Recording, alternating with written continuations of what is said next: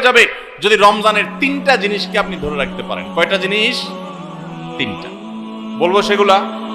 Number 1, 5 ওয়াক্ত নামাজ। আমাদের অনেক ভাইরা আছি সারা বছর নামাজের ব্যাপারে গাফিলতি উদাসীনতা করলেও রমজানে কোনো গাফিলতি করি নাই। আলহামদুলিল্লাহ, রমজান মাসটা পুরা মাস নামাজ পড়ার চেষ্টা করছি। অনেকে আছেন না, কিন্তু রমজানের পরে এখন আর নিয়মিত পারতেছেন না। ভাই, আর কিছু না পারেন, বেশি কিছু না পারেন, রমজানে যে 5 ওয়াক্ত নামাজের অভ্যাস করছেন ওই অভ্যাসটা ধরে রাখেন। মরণ পর্যন্ত 5 ওয়াক্ত নামাজে কোনো ছাড় কম্প্রোমাইজ দিয়েন না, কোনো প্রকার ত্রুটি করিয়েন না। আল্লাহর কসম, ঈমানের পর 5 ওয়াক্ত নামাজের চাইতে গুরুত্বপূর্ণ কোনো আমল আল্লাহর জমিনে কোরআন এবং হাদিসে আরেকটা নাই। নামাজের চাইতে গুরুত্বপূর্ণ কোনো আমল আছে? হাজীগঞ্জ বড় মসজিদের হুজুর আছেন, খতিব সাহেব হুজুর আছেন, ভুল হলে হুজুর বলবেন, আর উলামা একরাম আছেন। ঈমানের পর 5 ওয়াক্ত নামাজের চাইতে গুরুত্বপূর্ণ, ফজিলতপূর্ণ, মর্যাদাপূর্ণ কোনো আমল কোরআন এবং হাদিসে আরেকটা। কিন্তু দুঃখের বিষয়, আমরা অনেক মুসলমান আছি বাংলাদেশে, আমরা নামাজ ঠিক মতো পড়ি না। কেউ 4 ওয়াক্ত পড়ে, ফজর পড়ে না, অথবা পড়লে 7টা বাজে উঠি পড়ে। কেউ শুধু জুমা পড়ে, মাঝে মধ্যে পড়ে টক্কা টক্কা। এরপর তিনি আবার নিজেকে খাঁটি মুসলমান দাবি করেন। আবার মুখে বলেও অনেকে, নামাজ না পড়লে কি হয়েছে? কি আছে? ঈমান আছে। নামাজ না পড়লে কি হয়েছে? কি আছে? ওনার ঈমান আছে। এটারে বলে মামুর ভাইয়ের আবদার। নামাজ পড়বেন না, আবার বলবেন ঈমান সব ঠিকঠাক আছে। এটা হলো মামুর ভাইয়ের আবদারের মতো, মানে বোগাস আবদার, ভিত্তিহীন আবদার। এই আবদার কোরআন সুন্নাহ সম্মত নয়। ওমর ফারুক রাদিয়াল্লাহু তাআলা আনহু বলেছেন, লা হাজ্জা ফিল ইসলাম লিমান তারাকাস সালাহ। যে মুসলমানের সন্তান নামাজ পড়ে না, নামাজ ত্যাগ করে ইচ্ছাকৃত ঠান্ডা মাথা, ইসলামে তার কোনো হিস্সা নাই, কোনো অংশ নাই, তার ইসলামে কোনো ভাগ নাই, ইসলামে তার কোনো নাম নিশানা নাই যে নামাজ ইচ্ছাকৃত ত্যাগ করে। অনেক ইমামদের মতে ইচ্ছাকৃত ঠান্ডা মাথায় কেউ নামাজ ত্যাগ করলে সে ইসলাম থেকে খারিজ হয়ে যায়। এত জঘন্য ব্যাপার। অন্য যত আপনি গুনাহ করেন না কেন, গুনাহের কারণে আপনি পাপিষ্ঠ হবেন, অপরাধী হবেন, শাস্তিযোগ্য হবেন, কিন্তু বেঈমান হবেন না। নামাজ এমন একটা আমল, অনেক ইমামদের মতে এই নামাজ ত্যাগ করলে মানুষ বেঈমান হয়ে যায়, কাফের হয়ে যায়। আমাদের বাংলাদেশে মানুষের ঈমান মাশাআল্লাহ এত মজবুত, এটা লোহা দিয়া পিটাইলেও, কামারের লোহা দিয়ে পিটাইলেও আমাদের ঈমান যায় না। নামাজ না পড়তে না পড়তে না পড়তে না পড়তে এমনি কেবল অন্তরে মোহর পড়ে গেছে, এরপরেও সে বড় গলা দাবি করে নামাজ না পড়লে কি হয়েছে, আমার ঈমান ঠিক আছে। ভাইরা আমার, রমাদানের এই আমলটা 5 ওয়াক্ত নামাজ সময় মতো পুরুষরা জামাতের সাথে, মা বোনরা ওয়াক্ত মতো। মা বোনদের একটা সমস্যা হলো, অনেক মা বোনরা জোহরের নামাজটা পড়েন 3টা, 3:30টার দিকে, অনেক কাজ করেন। কেন? কারণ দুপুরে ওনারা রান্না বাড়া করেন, রান্না বাড়া করতে গিয়ে ওনারা শরীর ঘামায় টামায় যান, তখন শয়তান এসে মাসালা নিয়ে হাজির হয়। শয়তান ওনার মাথায় একটা মাসালা ঢুকায়। কি মাসালা ঢুকায়? বলে যে, দেখো বোন, তুমি এত কষ্ট করে এতক্ষণ রান্না বাড়া করলা, রান্না করে গেছো, গরমে ঘামায়া স্বেচ্ছেতা হয়ে গেছো, এই শরীর নিয়ে তুমি আল্লাহর সামনে কেমনে দাঁড়াইবা বলো? তো এবার বোন শয়তানরে জিগায় মনে মনে আর কি, তাহলে কি করতে হবে? এবার শয়তান তার মনে মনে বলে দেয় যে, আরে নামাজ তুমি ঠান্ডা মাথায় ফ্রেশ মোডে পড়বা, হাতের কাজ শেষ করে নাও, রান্না বাড়া শেষ করে নাও, সবারে খাবার টাবার দিয়ে নাও, তুমি বাথরুমে যাও, সুন্দর করে গা ডলে গোসল করো, ফ্রেশ হয়ে আসো, এরপরে 3টা, 3:30 আসরের নামাজ সুই সুই হয়ে যাবে, এবার তুমি ফ্রেশ মুডে একটু নামাজ পড়ো। কাজটা কি ভালো হইলো না খারাপ হইলো? দেখতে কিন্তু ভালো মনে হচ্ছে, তাই না? যে উনি ফ্রেশ মুডে নামাজ পড়বে। টাইম যদি পার হয়ে যায় তো এই ফ্রেশ মুডের 2 পয়সার কোনো মূল্য। আল্লাহ বলেছেন, ইন্নাস সালাতা কানাত আলাল মুমিনিনা কিতাবাম মাওকুতা, নামাজ ইমানদারদের জন্য নির্দিষ্ট সময় পড়াটা ফরজ করা হয়েছে। এজন্য মা বোনরা সময় হওয়ার পর দেরি না করে, অনেক মা বোনরা মসজিদে আজানের অপেক্ষা থাকে, বলে মসজিদে পুরুষরা নামাজ না পড়লে মহিলারা বাসায় নামাজ পড়া যাবে না। না ভাই, পুরুষদের উপর ইসলাম এত ঝুলায় রাখে নাই মা বোনদেরকে। আরে মা বোনদেরকে যে পাওয়ার ইসলাম দিয়েছে, পৃথিবীর নারীবাদীদের 14 গোষ্ঠীর জন্মের বহু আগে ইসলাম নারীদেরকে আকাশে তুলে রেখেছে। এরা এগুলা চিন্তাও করতে পারবে না। এত মর্যাদা দিয়েছি। উমরা যাবেন, পুরুষ হইছেন তো জোরে জোরে তলবিয়া পড়া লাগবে, রোজা আছেন আর গায়ের রোজা আছেন, কোনো মাফ নাই, ছাড় নাই। আর মহিলা হলে আস্তে আস্তে পড়বে, রিল্যাক্স মুড, কোনো টেনশন নাই, কি আরাম, চিন্তা করেন। পুরুষ হইছেন 5 ওয়াক্ত মসজিদে দৌড়ায় যায়, জামাতের সাথে নামাজ পড়তে হবে। আর জামাতের সাথে নামাজ না পড়ে অবহেলা করে বাসায় নামাজ পড়ছেন তো খবর আছে, আযাব আছে, আপনি ওয়াজিব তরক করেছেন, গুনাহগার। আর মা বোন মসজিদে যাওয়ার ডিউটি নেই, বাসা পড়লেই পুরুষদের সমান সওয়াব পাবে। ভাই একটা একটা করে আমি দেখাই, অন্তত 10-20টা আমল আমি দেখাইতে পারবো যে পুরুষদেরকে আল্লাহ এবং তার রাসূল কষ্ট করে করতে বলেছেন। একই কাজ মহিলাদের বিনা কষ্টে আরামসে রিল্যাক্স মোডে করতে বলেছেন, সব সমান, কোন কোন ক্ষেত্রে আরো বেশি। নবী সাল্লাল্লাহু আলাইহি সাল্লাম বলেছেন ওয়া বুয়ুতুহুন্না খায়রুল লাহুন্না, নবীজির মসজিদে এসে পুরুষ নামাজ পড়ে যে সওয়াব পাবে, যেই মহিলা নবী সাল্লাল্লাহু আলাইহি সাল্লাম পিছনে নামাজ পড়তে চেয়েছেন তিনি বলেছেন তুমি তোমার বাসায় পড়লে সওয়াব আরো বেশি হবে। এত সুযোগ দিয়েছে। তো যাই হোক, এত সুযোগ পাওয়ার পরও অনেক মা বোন তারা হেলায় হারা। রমজানের এই আমলটা যদি ধরে রাখতে পারেন, পুরুষরা ওয়াক্ত মতো জামাতের সাথে আর মা বোনরা ওয়াক্ত হয়ে গেলে নিজ জায়গায় দেরি না করে নামাজ পড়ে ফেলেন, ইনশাআল্লাহ আপনার রমজান 30 দিনের হবে না, আপনার রমজান 365 দিনের হবে। সবাই 5 ওয়াক্ত নামাজ ঠিকমতো পড়বো তো ইনশাআল্লাহ। যার 5 ওয়াক্ত নামাজ যত সুন্দর, সে তত আপার ক্লাসের মুসলমান, তার তাকওয়া তত স্ট্রং, তত মজবুত। যার নামাজ যত সুন্দর। নামাজ কিভাবে সুন্দর হয়? ধীরে সুস্থে পড়লে, সময় মতো পড়লে, মনোযোগ নিয়ে পড়লে, খুশু খুশুর সাথে পড়লে, সুন্দর কেরাত দিয়ে পড়লে, শুদ্ধ করে পড়লে, ভালোভাবে পড়লে, আস্তে আস্তে রুকু, আস্তে আস্তে সিজদা। সবকিছুতে গতি ভালো না ভাই। মোবাইল নেটে গতি ভালো, নামাজের মধ্যে গতি ভালো না। নামাজের গতি যত কম হবে, যত স্লো হবে, যত আস্তে আস্তে হবে, যত ধীরে ধীরে হবে, তত নামাজের মর্যাদা আল্লাহর কাছে বেশি হবে।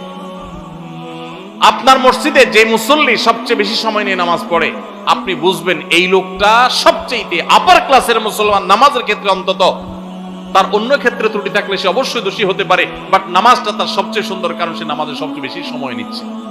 এই জন্য সময় নিয়ে ধীরে ধীরে সুন্দর করে নামাজ পড়বো তো ইনশাআল্লাহ। রমজানে যারা নামাজ পড়ছেন ভাই, মরণ পর্যন্ত নামাজ পড়বেন। আপনারা কোরআনের একটা আয়াত শুনেছেন, জাহান্নামীদেরকে যখন জাহান্নামে নিক্ষেপ করা হবে, জাহান্নামীদের সাথে জান্নাতীদের কনভারসেশন হবে, কথোপকথন হবে। জাহান্নামীদেরকে জিজ্ঞাসা করা হবে মা সালাকাকুম ফি সাকার, তোমাদের কোন অপকর্মে, কোন বদভ্যাসে, কোন খারাপ কাজ তোমাদেরকে জাহান্নামে এনেছে বলো। তারা বলবে ভাই ক্বালু লাম নাকু মিনাল মুসাল্লিন, ক্বালু লাম নাকু মিনাল মুসাল্লিন।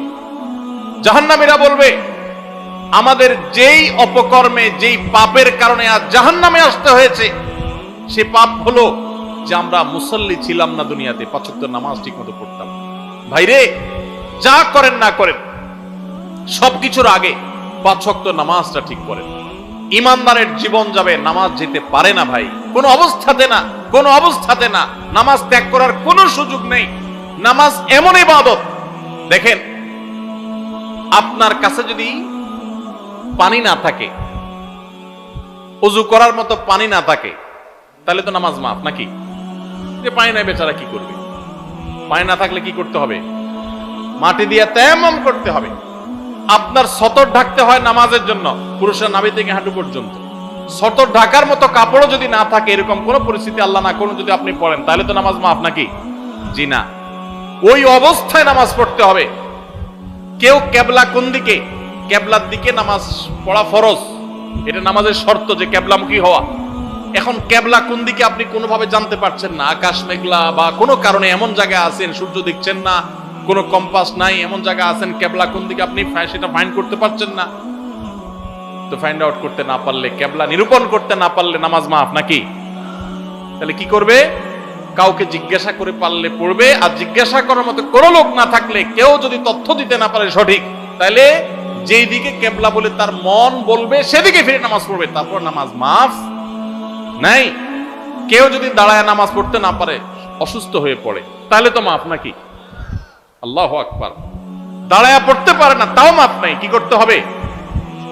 বসেও যদি পড়তে না পারে, হসপিটালে বেডে হাত পা সব ব্যান্ডেজ করা, শোয়া আছে, বসার ক্ষমতা নেই, তাহলে তো মাপ নাকি? আল্লাহু আকবার। ওই অবস্থায় নামাজ পড়তে হয়। কিভাবে নামাজ পড়বে সে? ইশারায়, চোখের ইশারা নামাজ পড়বে, মনে মনে নামাজ পড়বে। যতক্ষণ পর্যন্ত তার সেন্স আছে, হুঁশ আছে, নামাজ মাফ নাই, সেন্স চলে গেছে, বেহুশ হয়ে গেছে, 5-7-10 দিন বেহুশ সেন্সলেস চলে গেছে, তাহলে ভিন্ন কথা। সেন্স নাই, তার আর নামাজ নাই। কিন্তু যতক্ষণ পর্যন্ত সেন্স আছে ততক্ষণ পর্যন্ত নামাজ আছে। এই জন্য ভাই, নামাজ ত্যাগ করবেন না। প্রিয় নবী সাল্লাল্লাহু আলাইহি সাল্লাম আপনার আমার প্রাণের নবী। আমরা নবীর ভালোবাসার কথা বলি অনেকেই।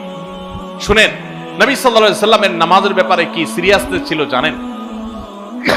ওনার জীবনের শেষের দিকে এসে যখন একা একা ওনার রুম থেকে মসজিদে এসে নামাজ পড়ার মতো ক্ষমতা ছিল না।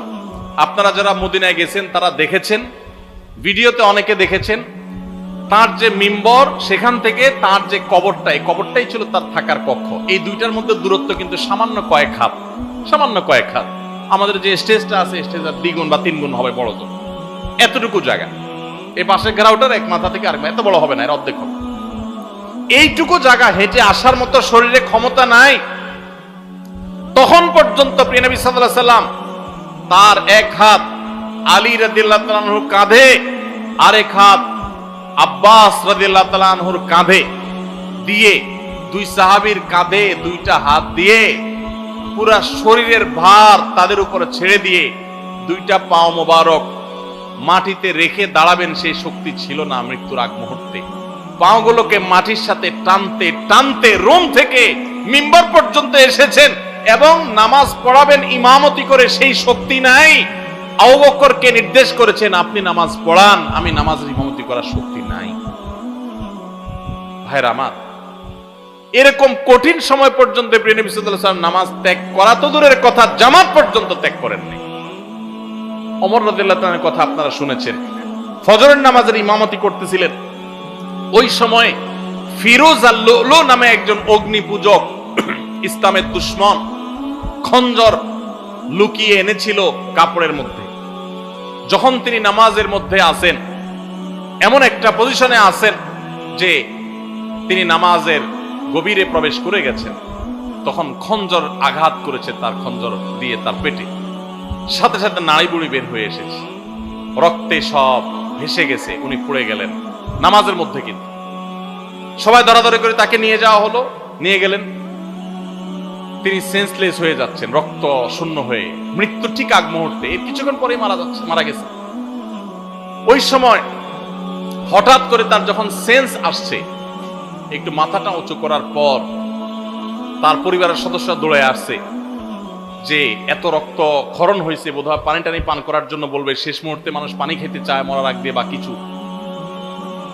যখন তারা দৌড়ে আসছে, উনি তাদেরকে বলতেছেন, নামাজের মধ্যে যে আমার দুর্ঘটনা হলো, মানুষদের নামাজের কি হলো, জামাতের ব্যবস্থা হলো কিনা, নামাজের কি হলো সেই চিন্তা করছেন ওই মৃত্যুর মুহূর্তে পর্যন্ত।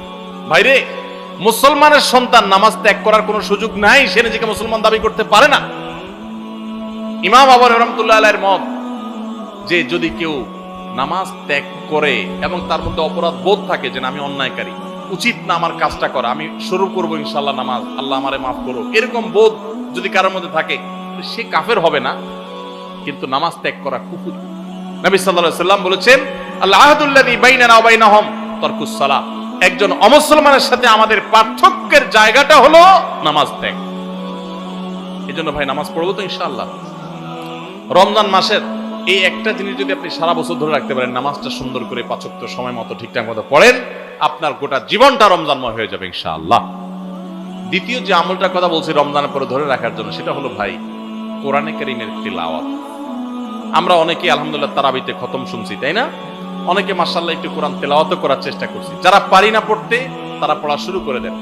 আমরা সুন্নাহ ফাউন্ডেশন থেকে আপনাদের সর্বস্তরের সাধারণ মানুষের কোরআন শেখার সুবিধার্থে আমরা একটা কোর্স রেডি করছি।